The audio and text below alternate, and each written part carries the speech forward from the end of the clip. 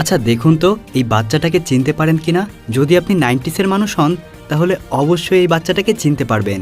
আজকের গল্প নিয়ে আসলে খুব বেশি কিছু বলার নেই, কারণ এই মুভিটা দেখেননি এমন মানুষ হয়তো খুব কমই পাওয়া যাবে।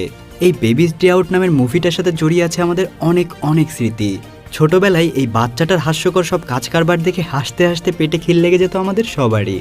তো চলুন আজকে এই মুভির এক্সপ্লেনেশনের মাধ্যমে ছোটবেলার স্মৃতিটাকে একটু মনে করা যাক।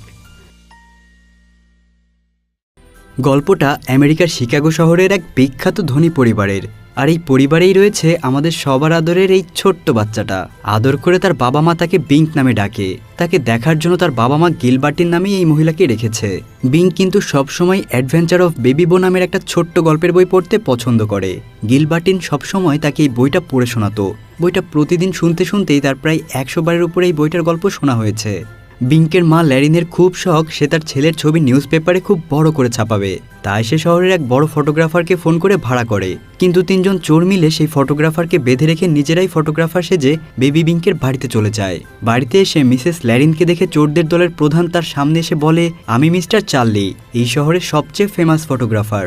আপনার বাচ্চাটা তো খুবই কিউট। এই বলে সে বেবি বিঙ্ককে কোলে নিতে চায়। তখন বেবি বিঙ্ক তার জায়গা মতো একটা লাথি মারে।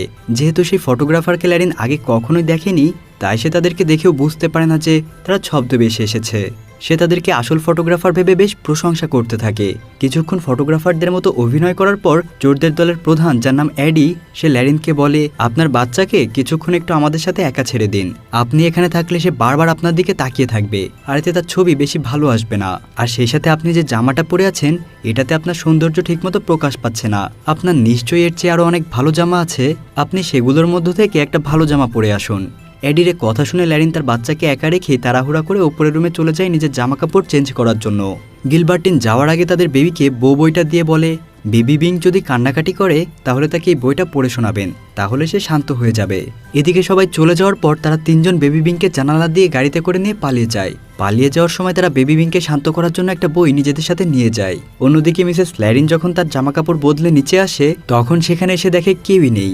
আর টেবিলের ওপর একটা কাগজে লেখা আছে, আমরা আপনার ছেলেকে কিডন্যাপ করেছি, ভালো চাইলে পুলিশকে জানাবেন না। এদিকে বেবি বিঙ্কের বাবা মিস্টার কটওয়েলের কাছেও একটা চিঠি পৌঁছে যায়, যেখানে লেখা, মিস্টার কটওয়েল, আমরা আপনার ছেলেকে কিডন্যাপ করেছি। যদি তাকে জীবিত ফেরত চান তাহলে আজকে ওভালটিন ফ্যাক্টরির পেছনে $50 মিলিয়ন রেখে যাবেন।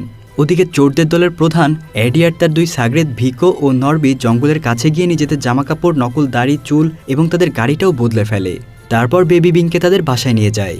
বাসায় গিয়ে প্রথমেই তারা বেবি বিঙ্কের জামাকাপড় পাল্টানোর কথা চিন্তা করে।